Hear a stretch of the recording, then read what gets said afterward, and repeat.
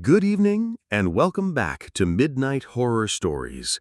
Tonight, we're stepping into the world of law enforcement, where the line between routine and nightmare is razor thin.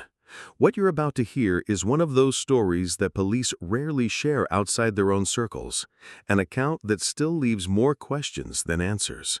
If you're new here, hit subscribe and ring the bell so you never miss our daily horror stories. And let me ask you this. Have you ever heard a voice over the radio, knowing for certain no one should be there?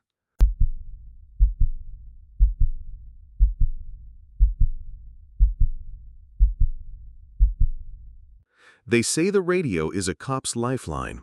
Dispatch in one ear, your partner in the other, and silence in between. You get used to the static. Sometimes it's even comforting, like a low hum keeping you company on long, cold nights. But that night, the silence didn't comfort me. It waited. It started with a routine patrol on a two-lane stretch of highway that barely saw traffic after midnight. My partner, Torres, was behind the wheel, sipping his gas station coffee like it was holy water. I had my window cracked, the sting of Alaskan winter, sharp and biting, creeping in to keep me awake. Then the radio crackled. At first, I thought it was a normal dispatch check-in, but the call sign they used, it froze me. Unit 8, status check. Unit 8. That number hadn't been active since before I joined the force. Old-timers used to talk about it like a ghost story, an officer who never made it home, his cruiser found wrapped around a tree 30 miles from town. The frequency tied to that call sign had been retired years ago. I glanced at Torres. "Did you hear that?" He smirked like I was trying to mess with him. "What, static?" But then it came again, clearer this time. Unit 8, status check, confirm. Torres put his cup down, his eyes narrowing. "That's not funny." We both knew neither of us had touched the mic. I picked it up anyway, my thumb hesitating over the button. My voice felt dry in my throat when I finally pressed down. "Dispatch, repeat last. Who are you calling?" A pause. Static stretched into something heavy, like holding your breath too long. Then, Unit 8, en route, 22 minutes out. The words were calm, clipped, official, but the frequency didn't belong to any active channel. Torres slammed the radio back into its cradle. Nope, I'm not doing this tonight." He tried to laugh it off, but I could see the way his knuckles tightened around the wheel. We rode in silence for a while, the road unspooling like a black ribbon through the forest. Then the radio lit up again, louder this time, almost urgent. "Unit 8, arrived on scene, requesting backup." "On scene where?" I whispered, before I even realized I'd said it out loud. The coordinates followed. Numbers rattled off so fast I barely caught them. Torres slowed the car, glancing at me. "You writing this down?" I was. My pen shook against the notepad. Those numbers didn't match any call in our system, but the voice, steady, calm, like any other officer, kept repeating them. Against our better judgment, Torres turned the cruiser around. We told ourselves it was probably some idiot messing with the frequency, maybe a ham radio operator with too much time on their hands. But deep down, neither of us bought it. The closer we got, the worse the radio grew. It wasn't just calls anymore, it was chatter. Multiple voices layered over one another, like we'd stumbled onto a frequency mid-shift, officers coordinating traffic stops, arrests, backup requests, except none of those calls existed in our logs. One phrase cut through the static sharp as a knife. "Unit 8, officer down." Torres slammed the brakes so hard my coffee sloshed out of the cup holder. "You heard that, right? Tell me you heard that." I nodded. My throat felt like ice. We killed the sirens before we even thought about turning them on. The coordinates led us to an unmarked turnout, gravel crunching under the tires as we eased into a clearing. There was nothing there. No houses, no broken-down cars, just the skeletal outline of trees clawing at the sky. Then we saw it. An old cruiser, half buried in snow. Rust chewed through the sides, paint faded, but the number was still visible on the rear panel. Unit 8. I could hear Torres whispering a prayer under his breath. I wanted to tell him to stop, but then the radio came alive again, the voice so close it felt like it was inside the car. Officer requesting immediate medical, multiple injuries, bleeding out.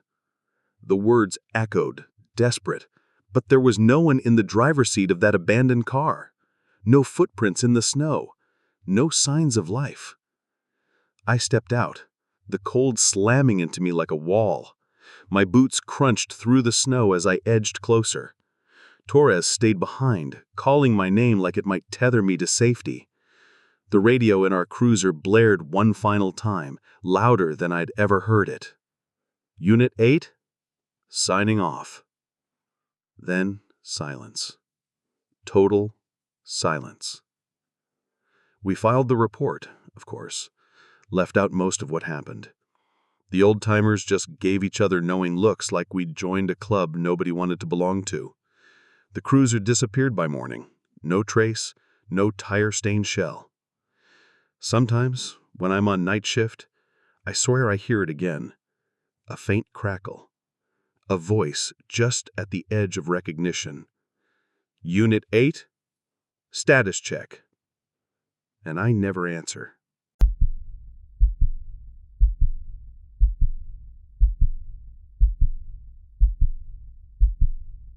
The shell casings were still warm when we found them, and the house they were in had been boarded up for years.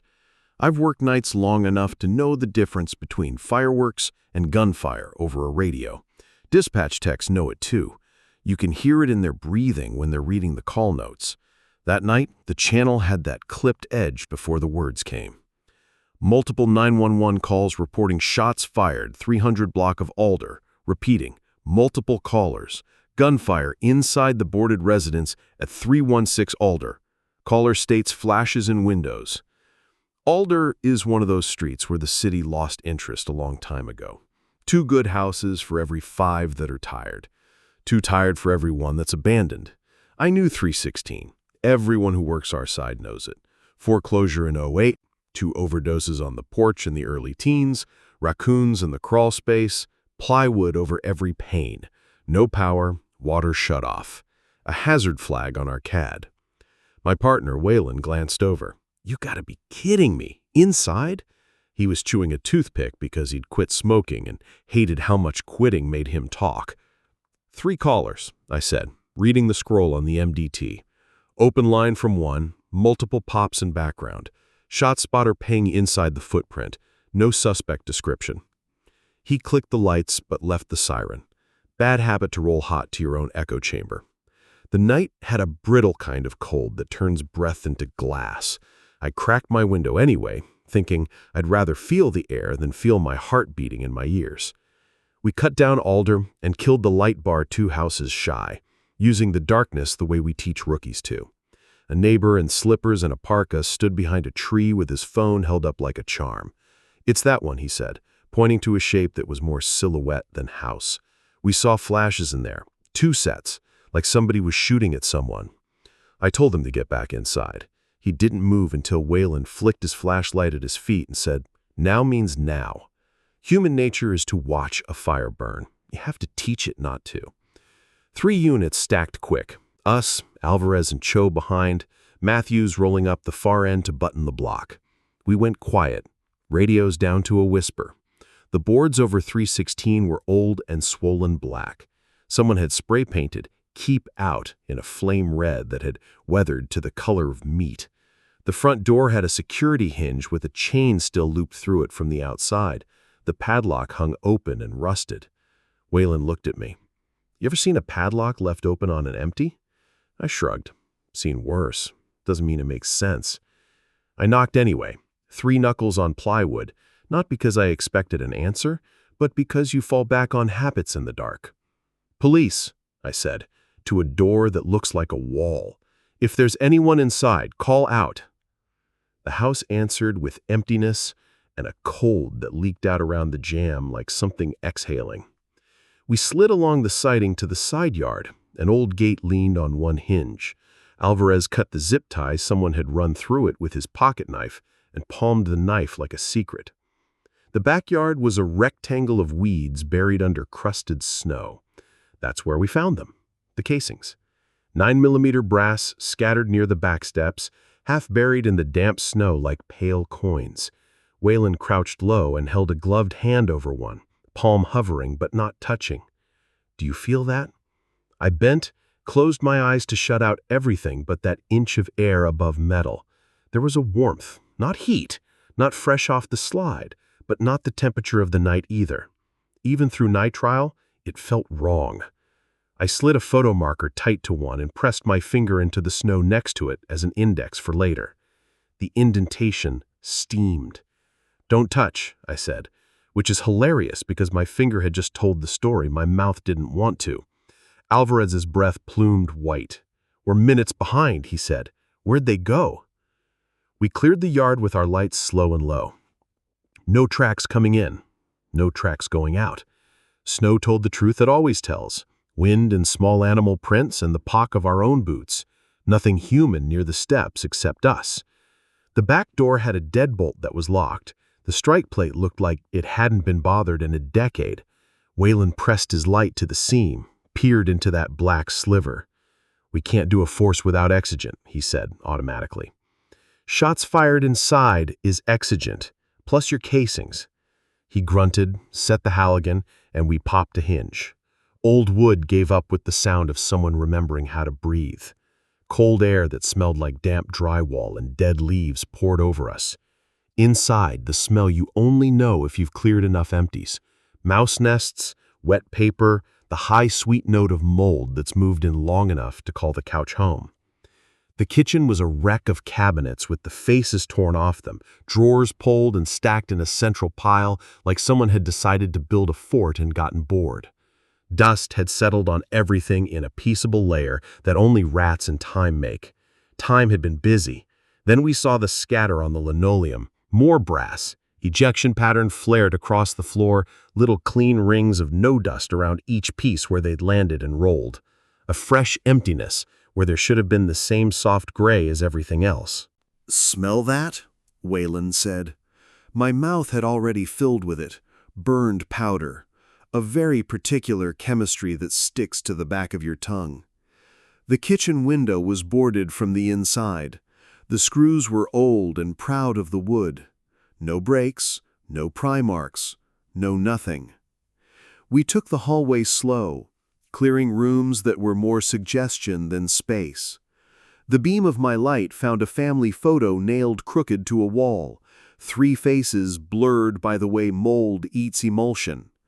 For a stupid second, I thought, they're here. They never left. And then push that back into the mental drawer where you put thoughts that keep you from doing your job. The living room had another drift of brass, a dark stain on the old carpet the size of a dinner plate, too old to be blood and too square to be convincing. The stain wasn't the story. The story was how the casings lay where shot brass does when the shooter is standing near the hallway, slightly right-handed. Everyone knows ejection angles. Cops know them by feel. "Where's the impact?" Cho murmured. "Because that's the other half. If bullets left, they should have arrived." We panned the walls. No fresh holes, no shattered plaster, no studs newly chewed. We found 2 old punctures near a baseboard where somebody else's gunfight had told an old truth, but nothing that matched the smell in our mouths. "Second floor," Alvarez said. He didn't want to go. You could hear it in how he made his boots quieter than he needed to. The stairs were soft, wood fibers turned to sponge by decades of bad intentions and weather. On the landing, the temperature dropped the way it does when a house holds its cold upstairs like a grudge. Halfway down the hall, behind a door with a crooked brass number 3 on it, something ticked. Not a heater, not a clock. The slow click you get when metal cools from hot to merely warm.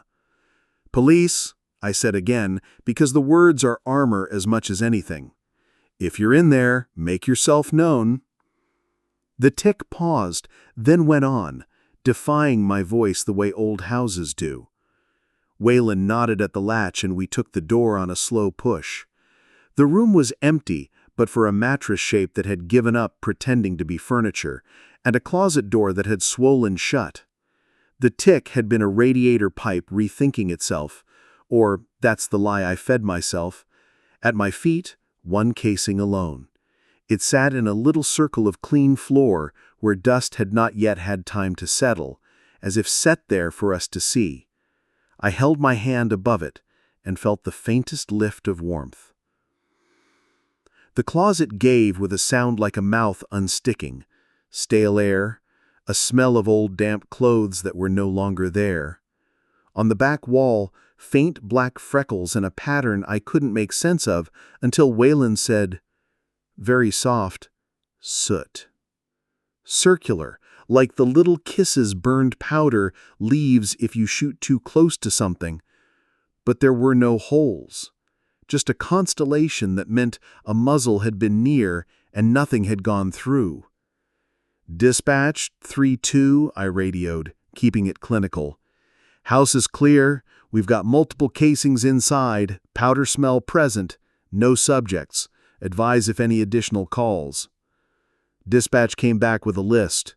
5 more calls, 2 open lines, one caller swearing she could see flashes through the gaps in the boards and hear someone shouting for help.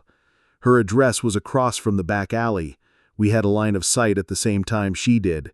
There had been no flashes for us.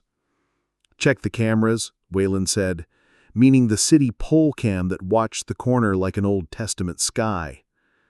We held the scene until Crime Lab rolled, doing that dance where you try not to breathe on anything that matters. I stepped outside to clear my lungs. The neighbor with the slippers was out again, arms folded, eyes hard. They hurt somebody in there? He asked.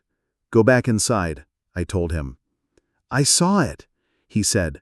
Light, bang, light, bang, like a movie. You guys always come after. He said it without anger. Tired is worse than angry. Lab arrived, a tech with purple gloves and a camera he talks to because talking makes the world make sense. He bent to our backyard brass first, then the kitchen, then the upstairs lone coin. He held his palm over it the way we had and looked up at me without saying a word. He didn't need to. Warm, still, which meant what it meant. Later, back at the precinct, we watched the camera feed.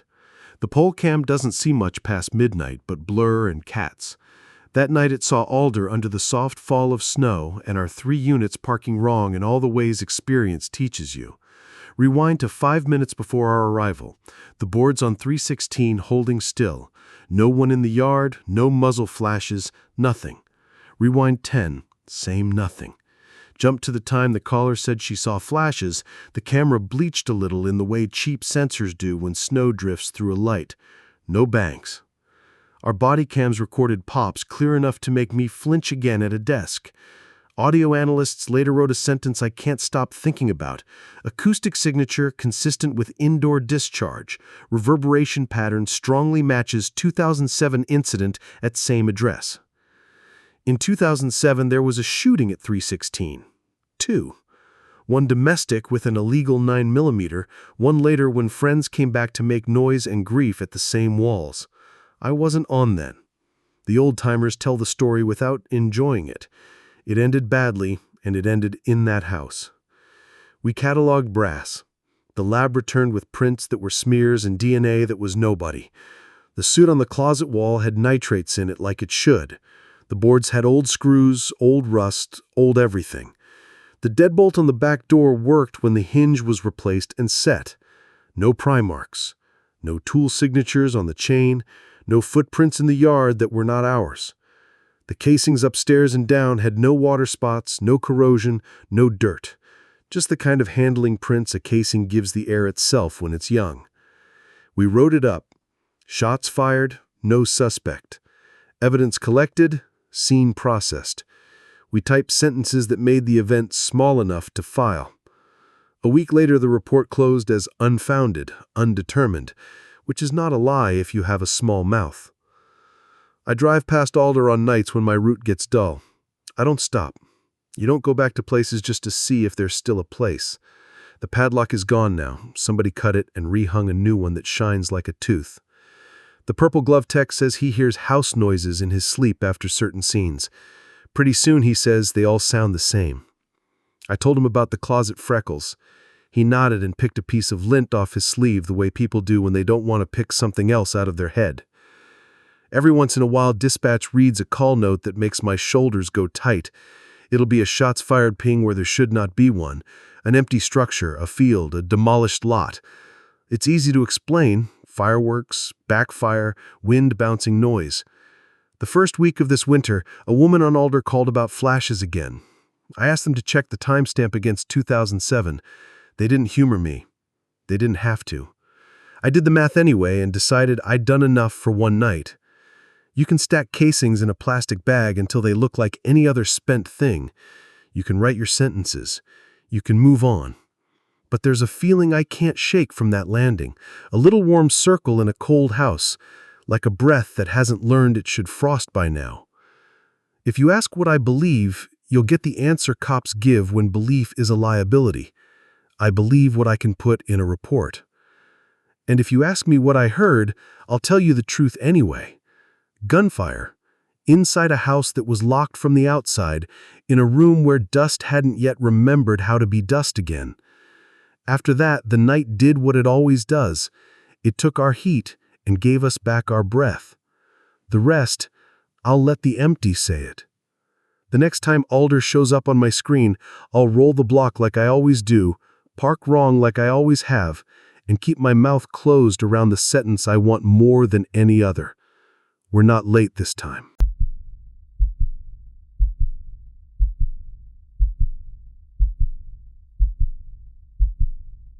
It was just past 2 a.m. when I lit up the sedan.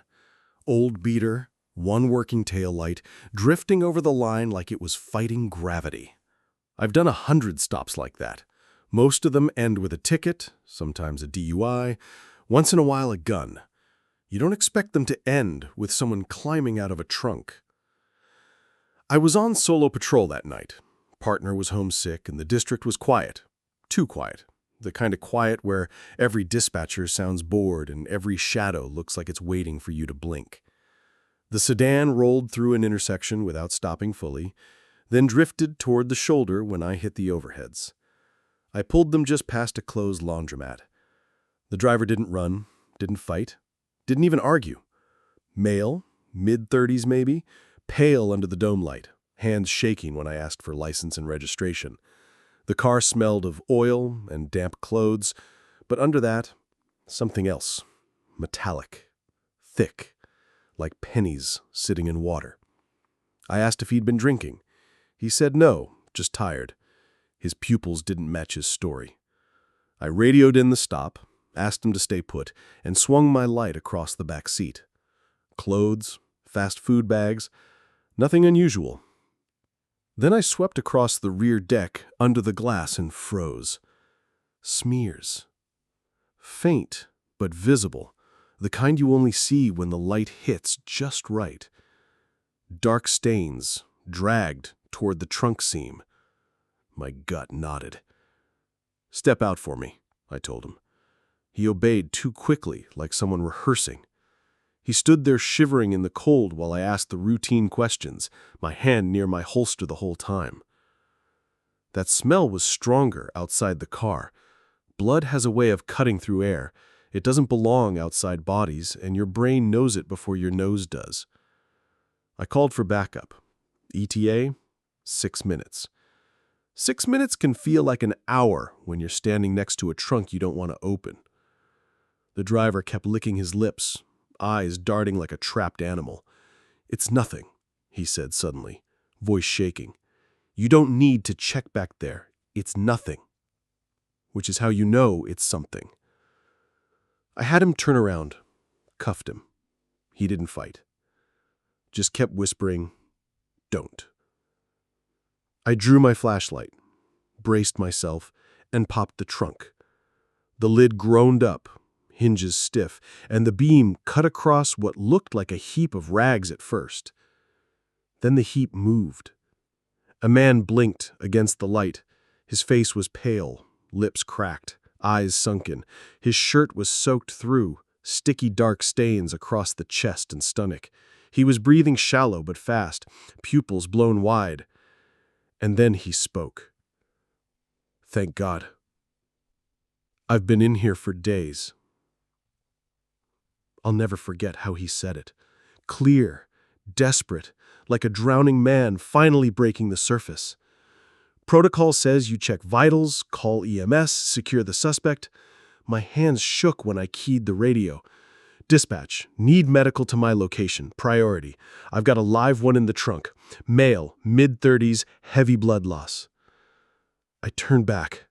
The man's eyes locked on mine, wet and frantic. He shot me. "I've been dead for days." Dead. Not dying. Dead. His skin was cold, colder than the night should have made it. When I pressed 2 fingers to his neck, there was a pulse, but it felt wrong. Faint, irregular, like tapping on the far side of a wall. EMS rolled up fast once they heard my call. 2 paramedics lifted him out, strapped him onto the gurney. I held the IV bag while they worked. His shirt peeled back, and that's when I saw it. A wound in his chest, jagged, clotted, black. Not fresh. Days old, maybe longer. No way someone survives that without treatment. And yet he talked. Begged for water. Told the same line over and over. "I've been dead for days." He won't let me go. They loaded him up, door slammed, rig pulled out. I turned to the driver, cuffed against my cruiser. He stared at me with hollow eyes. "Told you not to open it," he said. Calm now. Like relief. Backup finally arrived. We searched the car. Nothing else inside but trash and a few personal effects. No weapon, no drugs. Just that smell clinging to everything. At the hospital, things got stranger. The ER doctor called me back within the hour. He looked spooked, which is rare for an ER doctor. "Your guy from the trunk," he said. "We stabilized him, but he trailed off." Rubbed his eyes. "The tissue around his wound shows no signs of fresh trauma. It's necrotic. At least a week old. By all rights, he shouldn't be alive." "Can I talk to him?" I asked. "He's not talking anymore," the doc said quietly.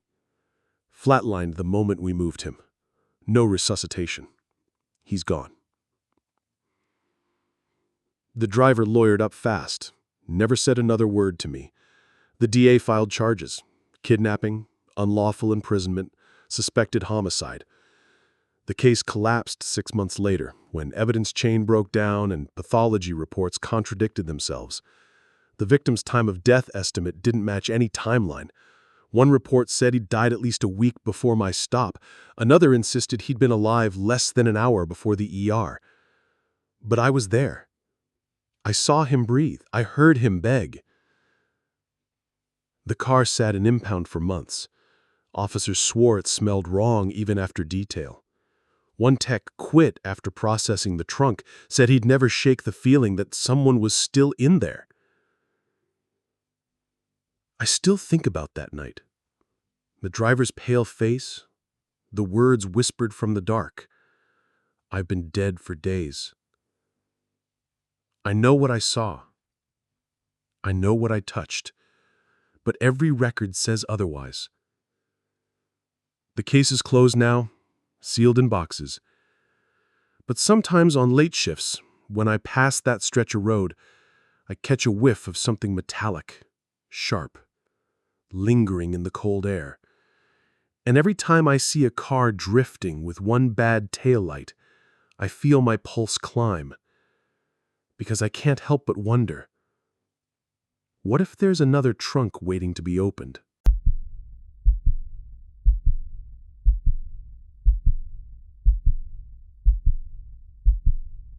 The first time I heard Unit 14 call in that night, my partner laughed. The second time, he stopped laughing. The third time, we turned down the radio and stared at each other, because 14's been buried 18 years, and he never signed off. It was one of those storms that swallows the whole county. Plows couldn't keep up. The wind kept shoving snow back where wheels had just cleared it. We were on blizzard patrol, welfare checks, road closures, making sure the same stranded cars didn't become the same bodies. The wipers squealed at the last inch of arc, a high rubber whine that got inside my molars. The heater roared on max and still only made a lukewarm circle on the windshield. My partner, Hughes, nursed a thermos like it was medicine and rolled his shoulders every few miles, because the vest never sits right when you've layered up. The radio is a pulse on nights like that. Dispatch checks in, you answer without thinking. Every 30 minutes, every unit. If it's quiet, they still ping you, like tapping a bell to say, "I know you're out there, keep breathing for me." I was filling out a welfare check slip.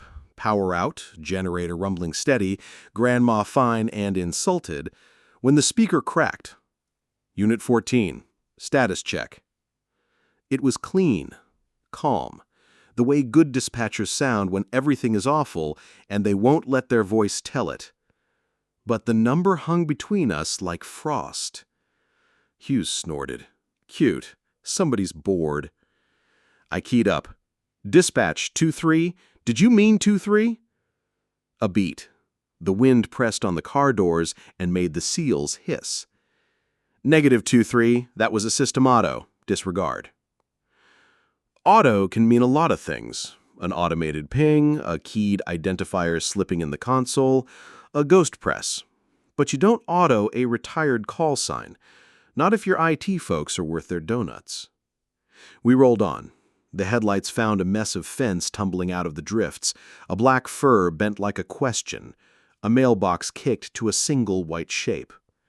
We were 2 blocks from the highway when the radio went again.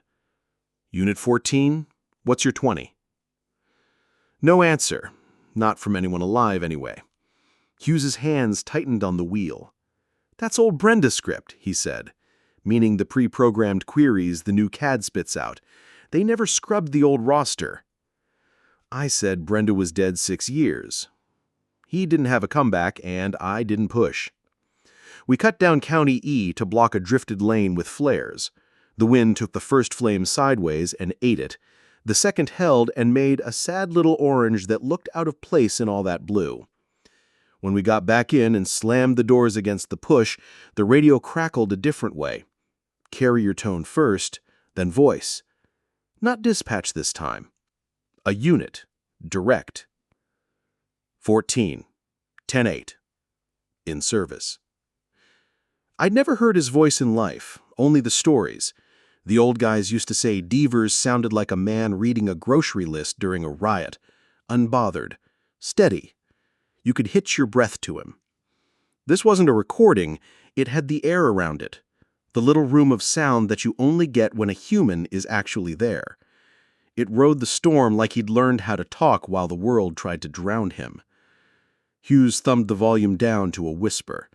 The storm made its own noise in the cab, heater, fan, the dull drum of snow on metal, and we let the silence fill with everything we didn't say. Crosspatch, he said after a minute. Weather balloon? DOT radio bleeding in? On our talk group? On a night like this?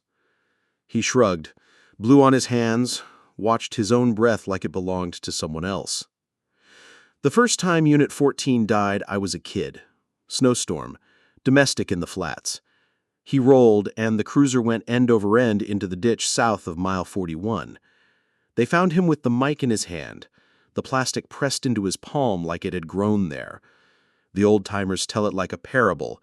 Don't outrun your plows. Don't take flats on bald tires. Don't let the radio become the only voice you hear. Some rookie had sharpied a tiny 14 on the back of our mic years ago, the way kids trace saints on medals. I'd rubbed it off by accident in a summer that smelled like plastic and bleach, and even that felt like tempting something. Unit 14, status check. This time the response came fast, like muscle memory.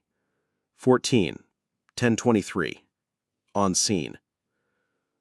Hughes stared at the radio like it had grown teeth. On scene where? Dispatch stepped on him. 14, negative. No call holding for you. Carrier tone.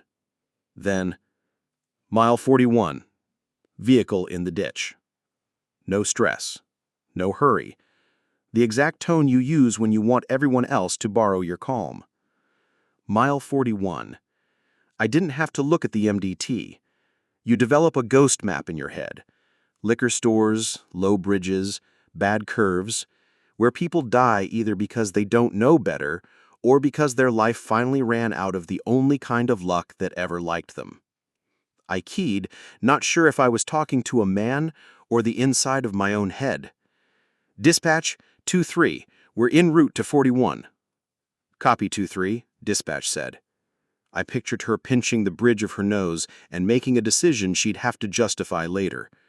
Units, use caution on 41. Plows haven't touched it in the last hour. County is down to 1 driver. Advise if you need DOT. We pointed the nose into the white. If you've never driven through a true whiteout, you can't know how much of driving is faith. The road vanishes, and you're left with 2 guesses and a line of reflectors blinking like tired eyes. The tires talk through the wheel.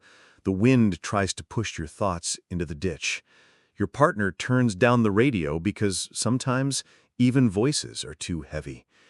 Hughes's right hand lived at 12 o'clock, his left on the shifter. Mine hovered above the mic. He tapped the brakes before curves that only existed in memory. The road fought back in small, greasy ways, and then gave itself up because he knew its name. We came up on 41 slow as prayer. The ditch on the southbound side has a way of collecting people. Tonight it had a shape sitting wrong in it, a low hood, a rear quarter panel exposed like a haunch. No lights, no driver in the lane waving, just the suggestion of metal where the drift had softened around it. Dispatch, 23, I said. We've got a vehicle in the ditch at 41, southbound side. Looks cold, no flashing lights. Copy, 2-3, dispatch said. EMS notified, but delayed. A beat. 20 minutes. Carrier tone. Then 14 again. Occupants inside. He didn't sound like a man making a guess. He sounded like a man who'd already checked. We parked wrong, nose to lane, shielded by our own doors, because there are nights when protocol bows to the weather. Blue light made the world strobe a soft beaten silver through the snow. Hughes took the driver's side ditch, I took the rear. We sank to mid-shin and cursed like men who left their dignity at a welfare check 3 streets back. The snow had been caulking the door seams. I knocked first because habit is religion, and then pulled. It stuck, then gave. Air rolled out that smelled like damp wool and the sharp penny smell of fear.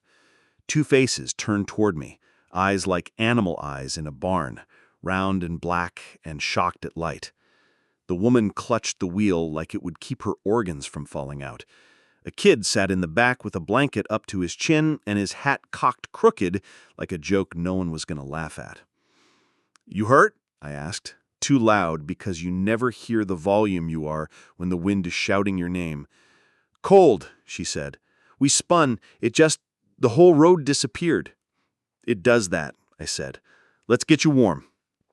We don't carry miracles, just small, stubborn comforts. I handed the boy my spare knit cap. Hughes shoved hand warmers into their palms like pills. I ran the mental checklist while my fingers went wooden. Airbags okay, glass intact, no smell of fuel. Exhaust packed with snow, bad. Windows cracked, good. Battery low, phone dead. The frame had ridden the ditch edge and stopped just before a culvert that would have taken them to a place we couldn't go without a tow and a prayer. "How long?" I asked. "Hours," she said. "My phone died. She jerked her head toward the kid.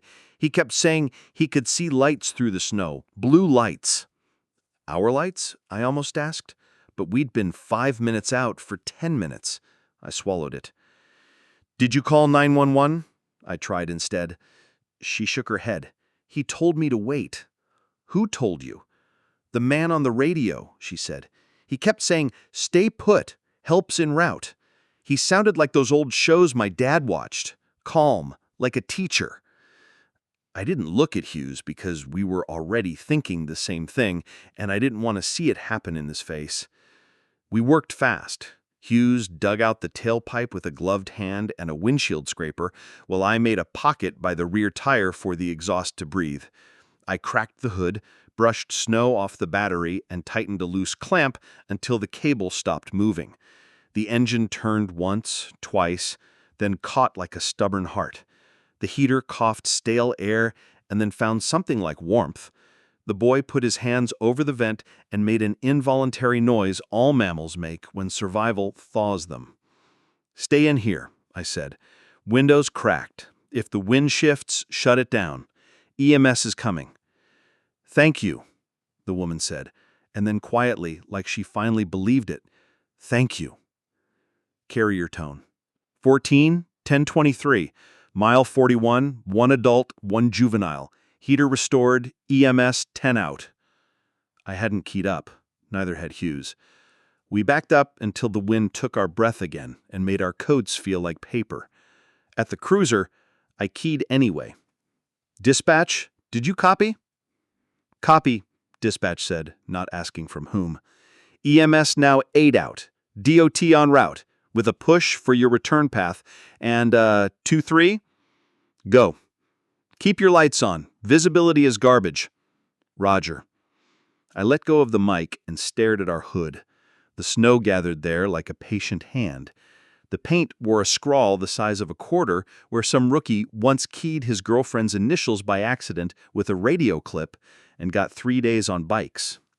You notice the dumbest details when you're rearranging the furniture of your mind to make room for something new. Hughes tapped the glass from the driver's seat and pointed with his chin. Down the slope, in the ditch on the far side, the northbound ditch, sat the old memorial cross.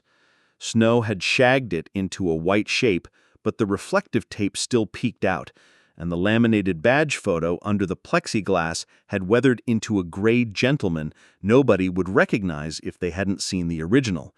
We were 100 yards from where Devers put his cruiser on its roof. "Dispatch," Hugh said before I could. "Do we have any other units at 41? "-35, she said, using his unit ID because she knew I was listening and she wanted the world to make as much sense as she could make it. "You and 2-3. EMS. DOT. 5 out." "Copy," Hughes said. He let go of the mic and put his hands on the wheel at 10 and 2 as if that would steady something. "He's walking it," he said after a minute, soft, like he used to. Old guys tell the story of the last storm, how they found the prints in the snow where Devers had crawled away from the car, 2 parallel troughs from his knees, hands marking the surface at regular intervals like a man climbing a ladder that kept moving. How he made it a good 30 yards toward the northbound ditch before the wind decided he was done. How the radio in his cruiser kept an open carrier for 12 minutes after he stopped, and the dispatcher finally had to close the call because her voice was going to break on air.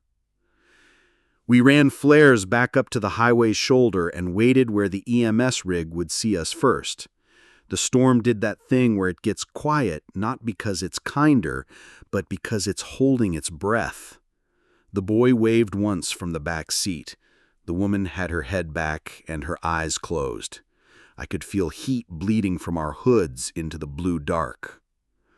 14-10-19, returning to station. Hughes and I looked at each other like kids who just got told bedtime. "He going to sign out?" he said, and tried to smile, but it wasn't the right shape for his mouth. "EMS made it with lights low, the way good medics do when the night itself would rather you didn't announce yourself." The leader, Richie, a man whose sense of humor is 1 coffee away from criminal, looked at us as he stepped down and said, "You boys making friends with ghosts?" "Just the living ones," I said. He checked the woman and the boy, said good words in a certain order that puts people back in their skin, and loaded them with the blanket still on the kid because he'd earned it. We stood in the wash from their taillights until our eyes could see our feet again. Back at the car, I called us clear. 2-3, code 4. Show us 10-8. I wanted us back in service because being available sometimes means the night will give you an easier lie. Copy 2-3, dispatch said. The clack of her keyboard traveled on the air like the sound of distant silverware.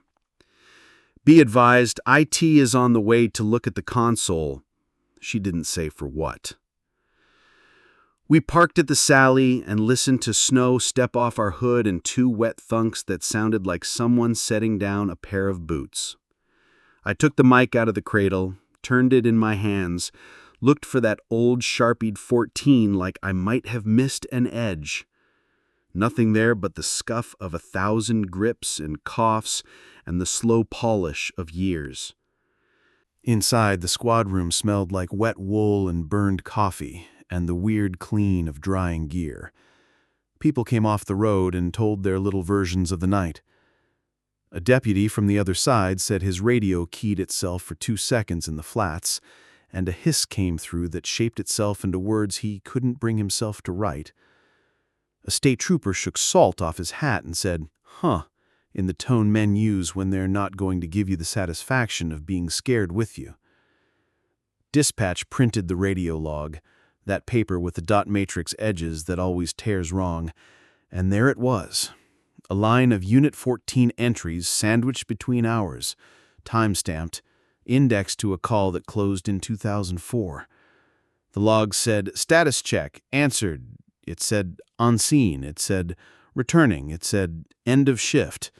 It did not say where he went. The next day, IT shrugged. "Intermodulation," one said. "Old talk group latched," another offered. "Crosspatch," a third mumbled with the exhausted defensiveness of a man who's used to being blamed for printers.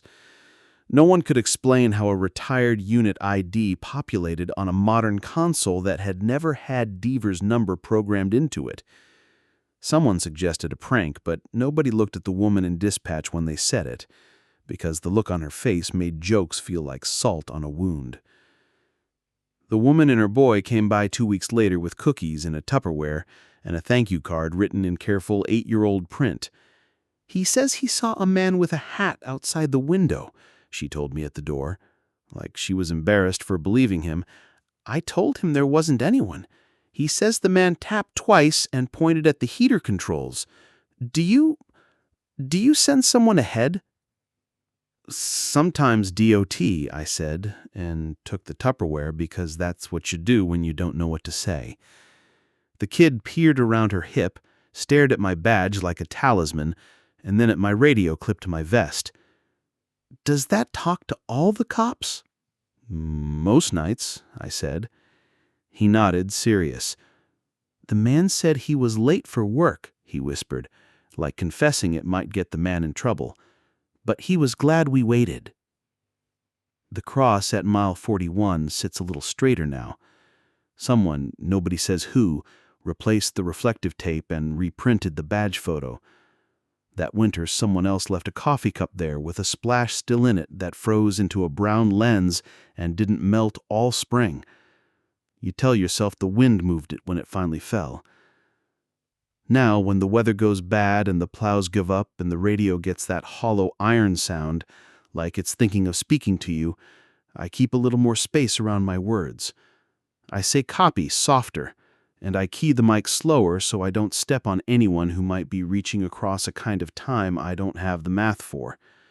I don't say his number, but sometimes it plays in my head anyway, like a song you learned before you knew you were learning. They say Deaver's last transmission cut mid-syllable the night his car went over, that he never made it to 42. I don't know if we heard the speech he didn't get to finish, or if the blizzard itself keeps a record and plays it back when it recognizes the shape of the night.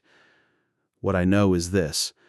On the worst roads, with the heater losing and the wipers tired, and the world trying very hard to become one color, A voice we trust told us exactly where to go. We went. 2 people are alive who would not have been if we'd driven by a white shape in a white ditch because the night asked us to. When it's over and the car ticks itself cool, and the log prints and the coffee tastes like pennies, you file what you can file and the rest you carry. The next time the channel opens on its own and the carrier holds for a heartbeat longer than it should, I won't answer first. I'll leave room. Maybe that's signing off, maybe it isn't. Either way, he's still out there on certain nights. And when the storm is right and the road is wrong, and someone needs a voice to keep their hands from shaking, Unit 14 comes back on frequency and does what he's always done. He keeps working. If you enjoyed these stories and want more, hit that like button. It really helps the channel grow. Don't forget to subscribe and ring the bell so you never miss a night of chilling new horror stories.